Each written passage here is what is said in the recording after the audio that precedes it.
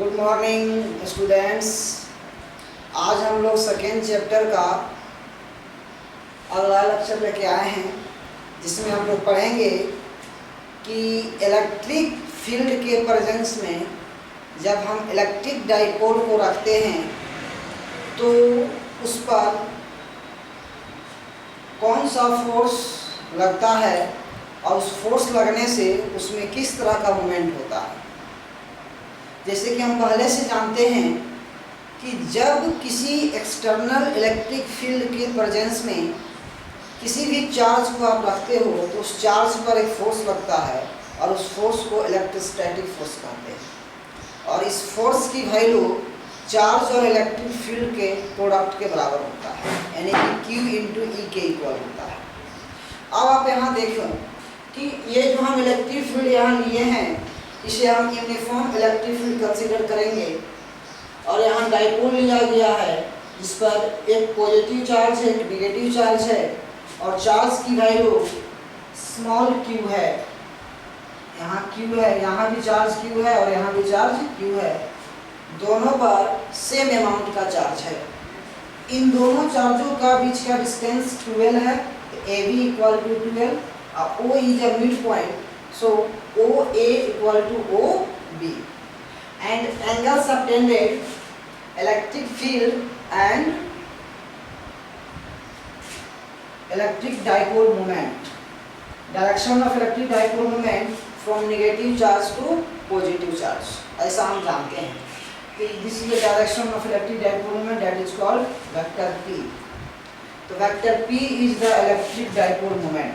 Vector P is equal to electric dipole moment.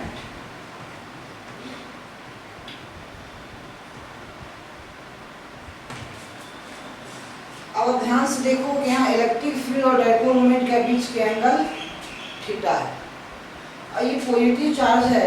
इस positive charge पर ये electric field force लगा रहा होगा।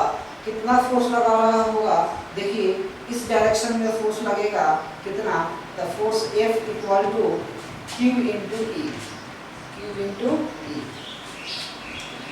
फिर यहाँ भी देखो, यहाँ इस डायरेक्शन में फोर्स लगेगा। क्यों? क्योंकि यहाँ साइन निगेटिव है तो निगेटिव चार्ज पर इलेक्ट्रिक फील्ड के अपोजिट डायरेक्शन में इलेक्ट्रोस्टैटिक फोर्स लगता है। यहाँ फोर्स लगेगा Q इंटू ई, बट इसके अपोजिट डायरेक्शन में Q इंटू, मैग्नीट्यूड दोनों का सेम होगा बट डायरेक्शन अपोजिट होगी। अगर आप ध्यान से देखो इस पर नेट फोर्स, इलेक्ट्रिक डाइपोल पर नेट फोर्स की वैल्यू 0 है। तो नेट एक्सटर्नल फोर्स, हम यहाँ देखें, नेट फोर्स एट डाइपोल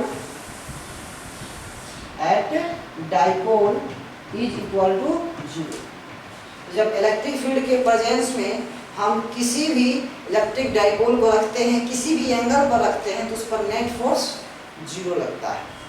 अब जब नेट फोर्स यहाँ 0 लगा इसका मतलब क्या होता है, इस जब नेट फोर्स 0 है तो इस डाइपोल का acceleration of system, dipole system भी बोल सकते हो आप या सिर्फ सिस्टम के नाम दो, इसका एक्सीलरेशन भी 0 होगा और इसकी वेलोसिटी भी 0 होगी। कौन सी वेलोसिटी 0 होगी?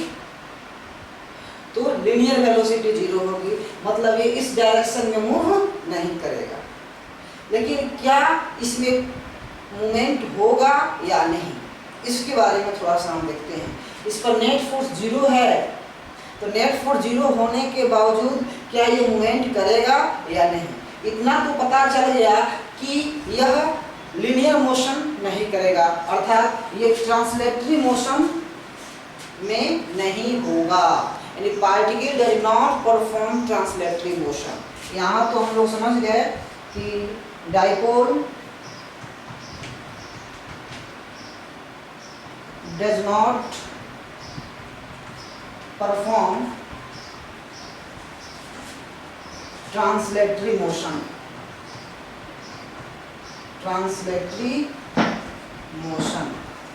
it means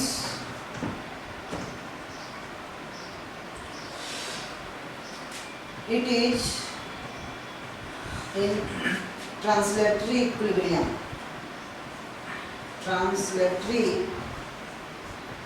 इक्विलिब्रियम, ये ट्रांसलेटरी इक्विलिब्रियम में होगा या है। इसका मतलब ये हो गया किसी भी सिस्टम पर अगर नेट फोर्स 0 होता है तो वह सिस्टम ट्रांसलेटरी इक्विलिब्रियम में होता है ना, वो लीनियर मोशन नहीं करता। अब आप ध्यान दो कि जब ये लीनियर मोशन नहीं करेगा तो कौन सा मोशन करेगा? रोटेटरी मोशन करेगा, सर्कुलर मोशन करेगा, एक ऑप्शन यही बचता है। अब देखते हैं कि जब रोटेटरी मोशन करेगा तो किसी न किसी पॉइंट के अबाउट इसे रोटेट करना होगा, किसी न किसी लाइन के अबाउट इसे रोटेट करना पड़ेगा, किसी न किसी एक्सिस के अबाउट इसे रोटेट करना पड़ेगा। अब ध्यान से देखो, अगर हम इस पॉइंट O को फिक्स कर दें, इस पॉइंट O को हमने फिक्स कर दिया, यहाँ ऐसे मान लीजिए कैसे फिक्स कर दिया, इस पर इस डायरेक्शन में फोर्स लगा रहे हैं, तो आप ध्यान से देखो तो P इधर है, E इधर है, तो फोर्स कितना लग रहा है? F। तो फोर्स लग रहा है इसके O से कितना डिस्टेंस पर? तो O से A की डिस्टेंस हम लोग कितना मेंशन किए थे? L। क्योंकि टोटल था 2L, O मिड पॉइंट है तो O से A की डिस्टेंस L होगी। अगर आप इस पॉइंट O को ओरिजिन मानते हो, देखो ध्यान से, अगर आप पॉइंट O को ओरिजिन मानते हो और इस इलेक्ट्रिक फील्ड एक्सिस को आप x एक्सिस कंसीडर करते हो और इसे आप y एक्सिस कंसीडर करते हो, तो आप देखो कि यहाँ क्या रिजल्ट हम लोगों को मिलने वाला है। ये यहाँ से यहाँ तक पोजीशन वेक्टर आपका L है, यानी कि ये डिस्टेंस आपका L दिया हुआ है और L डिस्टेंस पर एक फोर्स लग रहा है कितना? F। तो ये डायरेक्शन हो गया पोजीशन वेक्टर का डायरेक्शन, इसी के अलाउंट होगा। इसको और आगे जब बढ़ाएंगे तो ये वेक्टर L का डायरेक्शन हो जाएगा, पोजीशन वेक्टर का डायरेक्शन हो जाएगा, और ये एंगल थीटा है, इसके पैरेलल है, ये एंगल कितना हो जाएगा? थीटा हो जाएगा। अब ध्यान से देखो पोजीशन वेक्टर कितना आपका है? L, फोर्स कितना लग रहा है? F। तो आपने 11th में टॉर्क निकालने का टॉर्क निकालने का फॉर्मूला आप सीखे होंगे कितना? Torque equal to R cross F। यहाँ हम यूज करेंगे अगर torque about O equal to, इसे हम वेक्टर के फॉर्म में अगर हम लिखें, देखो वेक्टर के फॉर्म में हम क्या लिखेंगे कि आप पोजीशन वेक्टर के रूप में क्या है? L। जैसे ये होता है क्या? Vector R cross vector F, यही हम लोग फॉर्मूला पढ़े थे। तो वेक्टर R के जगह पर देखिए वेक्टर L है और वेक्टर F। लेकिन इसी प्रकार सेम प्रोसेस आप यहाँ भी देखो, यहाँ का भी पोजीशन वेक्टर का डायरेक्शन इस तरह होगा और यहाँ फोर्स डायरेक्शन ये है, इसके बीच का एंगल कितना होगा? थीटा डिग्री होगा। तो इस पॉइंट के अबाउट भी ये फोर्स भी टॉर्क लगाएगा, कितना टॉर्क लगाएगा? यहाँ भी लगाएगा vector L cross vector F, vector L cross vector F, और दोनों का सम कर देंगे। अब देखिए इसे सोल्व करके कि क्या आ रहा है। L क्रॉस F और R क्रॉस F का फॉर्मूला होता है RF साइन थीटा, लिख सकते हैं तो L F साइन थीटा। और चूंकि डायरेक्शन की बात है तो क्रॉस प्रोडक्ट में डायरेक्शन को शो करने के लिए राइट हैंड स्क्रू रूल का यूज करते हैं। तो देखिए पोजीशन वेक्टर की और हम ये फोर चारों फिंगर रखते थे इस तरह से, F था, F फोर्स के इसको रोटेट करेंगे तो R क्रॉस F करेंगे तो अंदर जा रहा है, अब R क्रॉस F करो तो अंदर जा रहा है। इसका मतलब टॉर्क का जो डायरेक्शन होगा इनसाइड द बोर्ड होगा, इनसाइड द बोर्ड यानी कि नेगेटिव जेड एक्सिस, और नेगेटिव जेड एक्सिस का मतलब होता है माइनस k कैप। ठीक उसी प्रकार अगर इस पॉइंट पर देखो, इस पॉइंट के अबाउट टॉर्क निकालोगे तो पोजीशन वेक्टर के डायरेक्शन नीचे, यानी कि पोजीशन वेक्टर की डायरेक्शन ऐसे है, अब फोर्स ऊपर लग रहा था, इसको घुमाओगे फोर्स की ओर, F cross R cross F, R cross F ऐसे जा रहा था, हम इनसाइड द बोर्ड जा रहा है, और इनसाइड द बोर्ड आपका नेगेटिव जेड एक्सिस होता है, और नेगेटिव जेड एक्सिस को माइनस के क्या लिखते हैं तो plus LF sign theta minus k cap. Clear है? अब ध्यान से देखो LF साइन थीटा और डायरेक्शन भी सेम है, दोनों को हम क्या कर सकते हैं? ऐड कर सकते हैं, तो हो जाएगा 2LF sign theta minus k cap.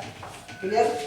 अब एक और बात ध्यान दो, F का वैल्यू आपने निकाला है कितना? Q इंटू E, तो लिखेंगे 2 into L, F equal to Q into E sine theta minus k cap. इसको अरेंज करके लिखते हैं Q into 2L into E sine of theta minus k cap. Q into 12 को हम लोग क्या मानेंगे, तो P E साइन थीटा, तो टॉर्क अबाउट O निकल गया कितना, P sine theta minus K cap. तो देखो आपको वेक्टर के फॉर्म में आएगा, टॉर्क about O P E sine theta minus K cap. इसका मतलब ये हो गया कि किसी भी एक्सटर्नल इलेक्ट्रिक फील्ड के प्रेजेंस में इलेक्ट्रिक डाइपोल को रखेंगे, तो इलेक्ट्रिक डाइपोल को रखने से उस डाइपोल के मिड पॉइंट के अबाउट टॉर्क का वैल्यू Pe साइन थीटा होता है। अगर इसे आप वेक्टर के फॉर्म में और अच्छे से लिखोगे तो वेक्टर के फॉर्म में आपको क्या होगा, torque about O equal to इस vector P across vector E लिख सकते हैं, यानी कि P क्रॉस E आया। इससे आपको राइट डाउन करें, फिर हम आगे बढ़ते हैं।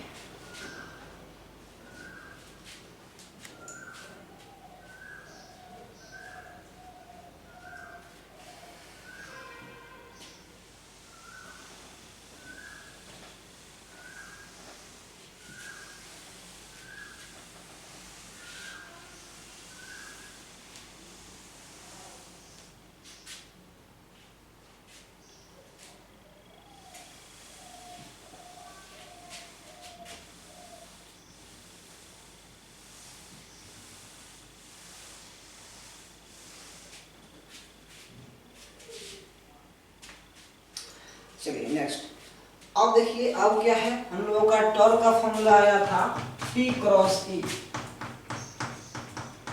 अभी P क्रॉस E का मीनिंग आपको समझाते हैं। देखिए आप इलेक्ट्रिक फील्ड की डायरेक्शन इधर रखे थे, आप फिगर जो बनाए हुए हो उसमें देखो, और इलेक्ट्रिक डाइपोल मोमेंट की डायरेक्शन इधर थी, इसके बीच के एंगल थीटा।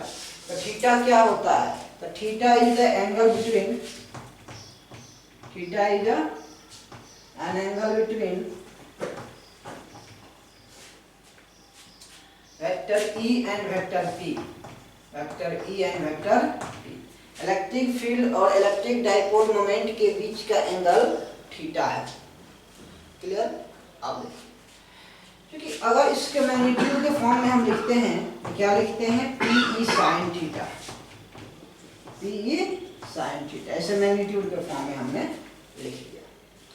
अगर आपको यहाँ एक एग्जांपल के तौर पर क्वेश्चंस के रूप में कुछ दिया जाए, जैसे कि मान लीजिए देगा क्या कि वेक्टर P इक्वल टू दिया हुआ है कितना, तो दिया हुआ है x1 i cap plus y1 j cap plus z1 k cap, okay.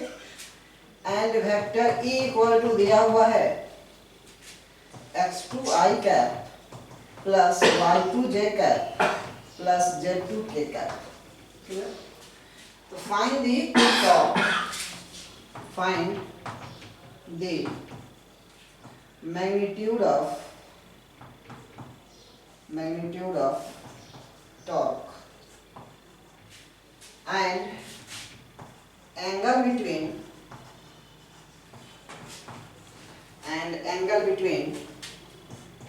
electric dipole moment and electric field।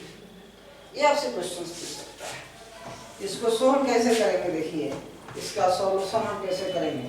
पहले आप इसे करके देखो कि आप इसे सोल्व कर पाते हो या नहीं। देखिए अगर आपको टॉर्क का मैग्नीट्यूड निकालना है, इस तरह से निकालना है, यानी कि आपको क्या निकालना है, वेक्टर P क्रॉस E का मैग्नीट्यूड निकालना है। क्लियर? तो आपके पास क्या है, एक मॉड का साइन दो यहाँ, फिर यहाँ i कैप, j कैप और k कैप।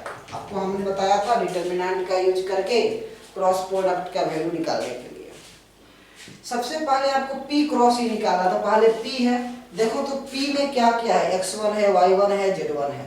तो जो है i कैप के कोफिशिएंट क्या है P में, i कैप का कोफिशिएंट है x1, यहाँ x1 लिखेंगे।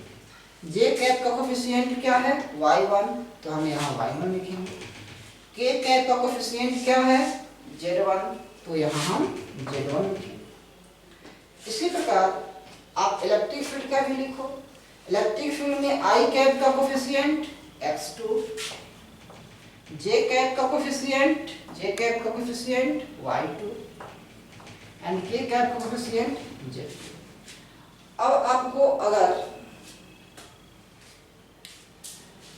इसको फाइंड आउट करने आता है, ये P क्रॉस E निकालने का प्रोसेस है, मॉड के फॉर्म में नहीं, या P क्रॉस E का वैल्यू इस तरह से निकालेंगे। फिर क्या करना होगा, इसके बाद डिटरमिनेंट का यूज करना आप जानते हो। इसको लेंगे तो इसके सामने का और इसके सामने का कॉलम और वो दोनों को इग्नोर करते हैं और फिर क्रॉस मल्टीप्लाई करके सबट्रैक्ट करके इनटू करके लिखते हैं। ठीक है, तो जैसे देखिए हम इसको सोल्व कर रहे हैं। टर्म के अबाउट ओ इक्वल टू क्या लिखेंगे, यहाँ आई कैप है तो आई कैप लिए। अब आई कैप जब लेंगे तो आई कैप जो है फर्स्ट रो और फर्स्ट कॉलम में है। देखिए आई कैप फर्स्ट रो और फर्स्ट कॉलम में है। हॉरिजॉन्टल लाइन रो होता है, वर्टिकल लाइन कॉलम होता है। तो फर्स्ट रो और फर्स्ट कॉलम में है, तो इस दोनों को आप क्या करो, रिमूव कर दो। मान लो कि इसमें जिस लाइन में जो जो लिखा हुआ है उस सब को हमने इरेज कर दिया, वहाँ कुछ नहीं है। अब जो बच गया उसको क्रॉस मल्टीप्लाई करो। देखो तो यही बचेगा, तो ये इसके साथ क्रॉस मल्टीप्लिकेशन होगा और ये इसके साथ क्रॉस मल्टीप्लिकेशन होगा। क्लियर? तो आप देखिए कि यहाँ लिखेंगे y1 z2। देखिए यहाँ y1 z2, तो y1 z2 minus y2 z1, clear? ये आई कैप आ गया प्लस, अब देखिए अब आप जे कैप लीजिए। जब आप जे कैप को लोगे ना, जब यहाँ आप जे कैप लिखोगे तो यहाँ ये देखिए फर्स्ट रो में तो है लेकिन सेकेंड कॉलम में है, तो यहाँ आपको माइनस जे कैप लिखना पड़ेगा, रूल है। फर्स्ट रो सेकेंड कॉलम में निगेटिव लिखते हैं। तो अब इसके सामने वाला रो इसको इग्नोर करेंगे और फिर ये फर्स्ट सामने वाला कॉलम और ये रो दोनों को इग्नोर करेंगे। कौन बचेगा, x1 बचेगा, z2 बचेगा। यहाँ लिखेंगे हम क्या, x1 z2 और फिर यहाँ x2 z1 माइनस में और फिर प्लस। ये है आपका first row third column. First row third column, first और थर्ड को ऐड करेंगे फोर्थ आता है, इवन नंबर है तो पॉजिटिव लिया जाता है। आप डिटरमिनेंट पढ़े हो उसमें दिक्कत नहीं होगा।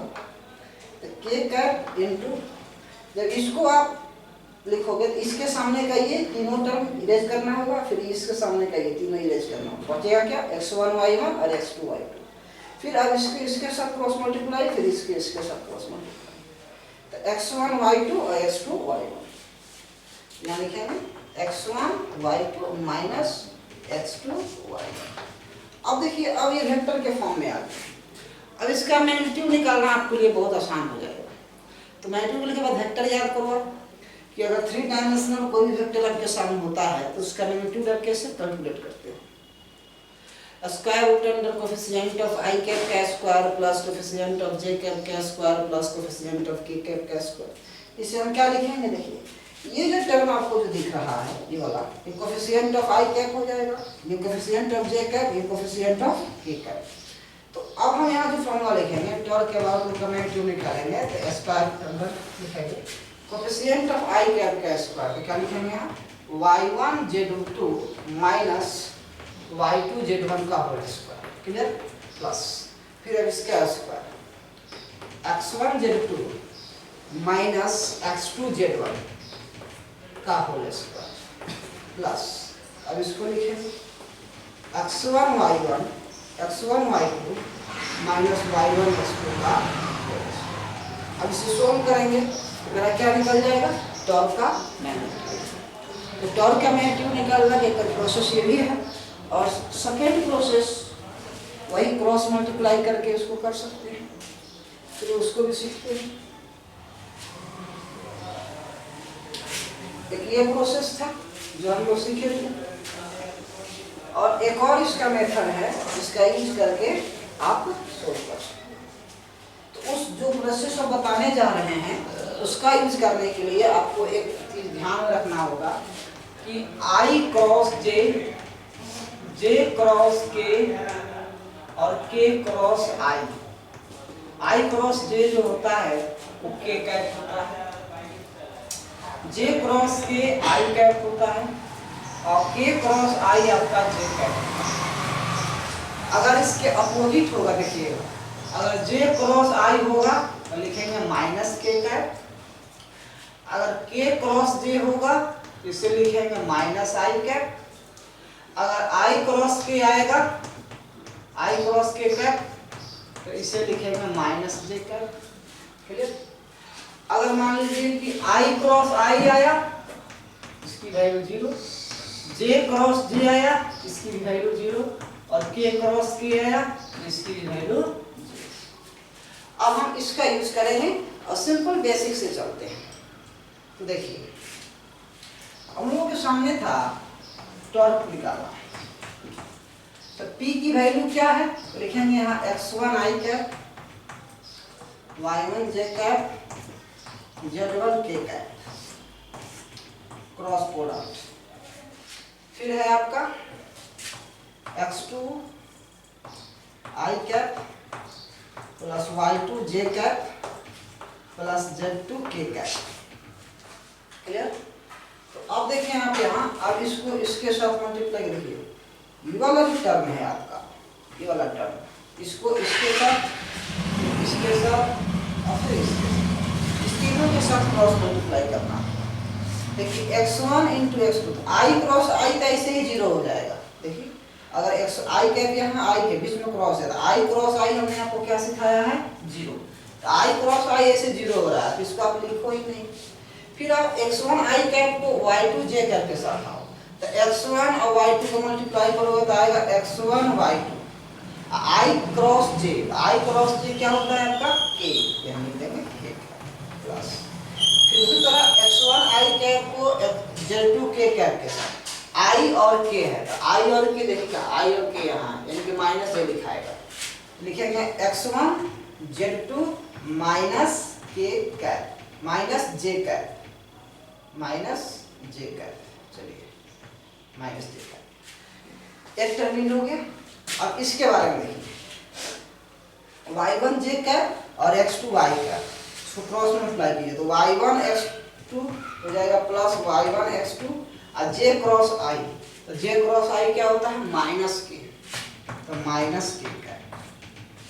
फिर इसके साथ हो गया, फिर y1 j कैप को y2 j कैप के साथ, j जा रहा है, j क्रॉस j आपका 0 होता है, इसको छोड़ दीजिए।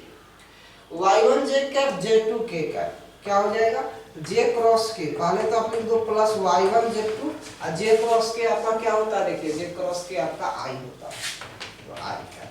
क्लियर है? फिर आगे बढ़ूंगा, अब है z1 के साथ, z1 k cap plus z1 k cap, यहाँ x2 y कैप, तो z1 x2 यहाँ जाएगा z1 x2 और k क्रॉस i को आप क्या लिख सकते हो, k क्रॉस i, देखिए k क्रॉस i को j लिख सकते हैं, यहाँ j cap plus z1 k cap y2 j cap, तो k क्रॉस j को क्या लिख सकते हो आप, तो k क्रॉस j को हम लिख सकते हैं माइनस i। तो देखिए तो z1 y2 और minus i cap. Clear? Plus अब z1 k कैप और z2 k कैप 0 हो जाएगा। इसी को हम लोग थोड़ा सा अरेंज करेंगे, कैसे, i वाला एक साथ, j वाला एक साथ, k वाला एक साथ। i वाला कौन कौन है देखिए, एक ये i हो गया और एक ये i हो गया, दोनों इसको लिखते हैं y1 z2 और minus z1 y2 i cap आया प्लस, अब j कैप वाला, एक j यहाँ है, एक j यहाँ है, लिखते हैं z1 x2 और minus x1 z2 j plus, अब k वाला, एक k यहाँ है और एक k यहाँ है, देखिए तो x1 y2 minus y1 x2 k। Clear? देखिए वही वेक्टर के फॉर्म में आया। फिर इसका हम लोग क्या करेंगे, वही कोफिशिएंट ऑफ i कैप के square plus coefficient of j cap के square plus coefficient of k cap के स्क्वायर का स्क्वायर करके सोल्व करेंगे, तो इसका मैग्नीट्यूड कैलकुलेट हो जाएगा। क्लियर है? अब देखिए, अब इसी में एक और पार्ट है कि इसके बीच का एंगल निकालना है, P और E के बीच का एंगल, उसको कैसे कैलकुलेट करते हैं, देखिए इसको भी हम कैलकुलेट करेंगे।